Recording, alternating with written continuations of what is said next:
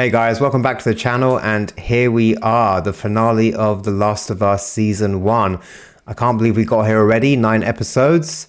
This just kind of gone through in a flash. So this was obviously the finale of the first game, and if you've played that game, you know what to expect. So here are my thoughts on the episode. So first thing to address is the beginning of the episode is really cool. It shows you a scene that you have never seen in the game, and it has a very nice cameo. So you see Ellie's mother, who is heavily pregnant and running away from someone unknown, presumably a clicker. And Ellie's mother is played by the actress who voices Ellie in the games, which is really sweet and really nice. And obviously you hear her voice and you kind of realize immediately.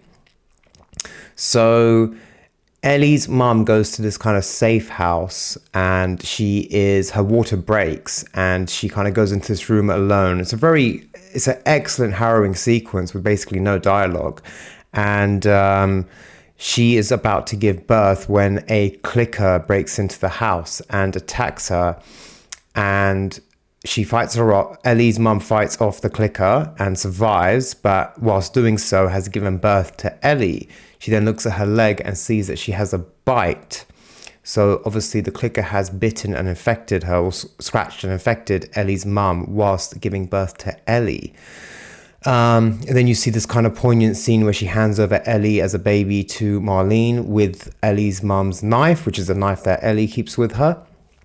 And Marlene has to tragically kill Ellie's mum. And then Marlene obviously takes over as the guardian for Ellie. We then cut to the current day, Ellie and Joel. And this episode is, like a lot of the other episodes, very faithful to the game. You see a lot of moments that are just pinpoint taken straight out the game, and it's just wonderful. So it is that sequence at the beginning where Ellie is kind of introspective and within herself, not talking at all and not really listening to Joel or reacting to him. I'm sure you remember that from the final few chapters of the game. Ellie's clearly thinking about, they're getting close to the hospital, so Ellie's kind of clearly thinking like what's going to happen, what does the future hold. Then you have the beautiful moment with the giraffes, which is done really well. You know, a bit of poor CGI aside, it's when you watch the sequence, it is just like the game. And there's quite a lot of dialogue that's taken straight out of the game and put in here. This episode also contains, for me, I think, the most emotional, poignant moment between Ellie and Joel. And it's a scene that I don't recall being in the game, or the direction the conversation went. I don't recall it being in the game, but it's when they are outside the hospital where that big army base is, where you kind of get loads of supplies, etc., and collectibles. And it's in the game, it's where Ellie gives back to Joel the photograph of Joel and Sarah in her football shirt. And in the TV episode, Ellie and Joel just have this really emotional scene where, if you remember from one of the early episodes, Joel has a scar near his eye and he tells Ellie, the guy who shot missed me, and then I shot back and I missed, or something. Ellie makes a reference to stitching up the scar, and then Joel stops in his tracks and says to her, "It was me, I'm the guy who missed." And Ellie doesn't clock on, and it was obviously, Joel explains, it was a suicide attempt 2 days after the outbreak, after obviously Sarah passed away. And Ellie says to him, well, obviously time healed everything. And Joel says, no, something else healed. And it's this emotional moment where he's kind of telling her, like, my relationship with you has healed the wounds of Sarah. And it's a really touching moment, really, really amazing moment, great piece of acting from both of them. And it's the closest you've kind of ever seen them both together. And then, yeah, we go into the hospital sequence, which, you know, plays out kind of literally exactly as the game. Joel wakes up with Marlene telling Joel exactly what the deal is and the situation. You then have the Firefly guards being absolute, you know, assholes to Joel and kind of leading him out. You then have the action sequence, which is done in this kind of interesting way. It's like a slow motion montage. There's some great pieces of music where they've taken the kind of Last of Us theme and played it with different instruments. I think the cello, and it just sounds amazing. It's kind of deeper and darker. I kind of maybe thinking back to it, I kind of wish that that was a big action set piece. Not that I think the show needed it or anything, but I just feel like we hadn't had too many of those. And I thought it would be just nice to have one last kind of big shootout. You still get that, but it's just done in a certain kind of style. And then you obviously see Joel's ruthlessness and how much he cares for Ellie. And then, you know, we see the surgeon, which is kind of interesting. If you've played both the games, you'll know that the surgeon is the father of Abby, and he plays a part in flashbacks in part 2. We don't get to see the surgeon that much. It's pretty efficient. Joel is very efficient when he gets into the surgery room. And then, yeah, watching that final kind of iconic scene where Ellie's in the back seat lying down in her surgery gown and Joel's driving them away. And Joel is just kind of looking straight ahead and telling her the lie that he probably rehearsed for ages whilst they were driving away. It was really cool to see it. Then they kind of go back to Wyoming, and the last moment of the whole series is that conversation where Ellie kind of looks back at him and just says, "Do you swear that what you told me is true?" And, you know, he cements the lie just before they go back to Tommy and Maria's camp or little town that they've built. So we're done. Season 1 is done, and lots of news is coming out about season 2. I think it's kind of nearly confirmed that the game part 2 will be broken up into a few seasons, which makes sense because it's such a big epic game and has basically 2 main characters. I thought that this episode, I don't want to say it felt rushed, but it definitely felt efficient. It was pretty, you know, it was another shorter length episode. I think it was altogether 55 minutes. And maybe we were spoiled because the first episode, I think, was an hour and 20. And after that, there were a few more episodes that went a bit over an hour mark. But the last few have kind of been around the 45 to 55 minute mark. Yeah, this episode felt quite efficient, and whilst I don't think anything was missed out, I just feel like a few moments could have had a bit more time, a bit more time to breathe. And it just made me reflect that, you know, we had a 9 episode show, so roughly 9 to 10 hours of the season, and an hour or 2 was kind of dedicated to an Ellie and Riley flashback in the mall. An hour was dedicated to Bill and Frank. So kind of looking back now makes me question why certain characters got so much time, or certain episodes were allowed to play out the way they did. But then the finale was kind of, to me, a bit too efficient, just a little bit too efficient.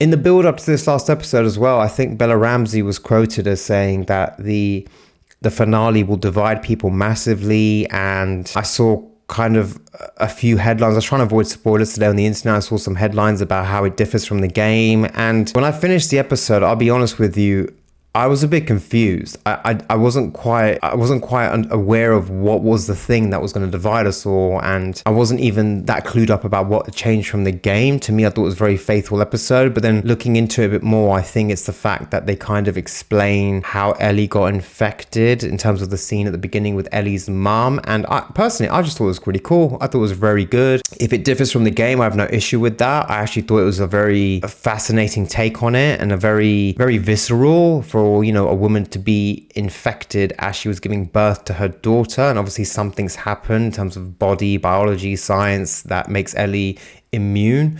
I thought it was cool, but I'm not sure why it was hyped up as this big thing that was going to divide people. I don't really know. I think then now is a good chance just to look back at the entire season. And I think that what I'm about to say is not overhype or anything like that, but I think we can comfortably say that this is the finest video game adaptation we have probably ever seen in terms of films and TV shows. I think that they've set HBO and Naughty Dog and Sony and PlayStation have set a benchmark in terms of what can be achieved. You know, when you adapt a game, you don't have to copy every single element of the game into the film or TV show. It's about what Last of Us achieved was very much the spirit of the game, and it was the spirit of Ellie and spirit of Joel and their relationship.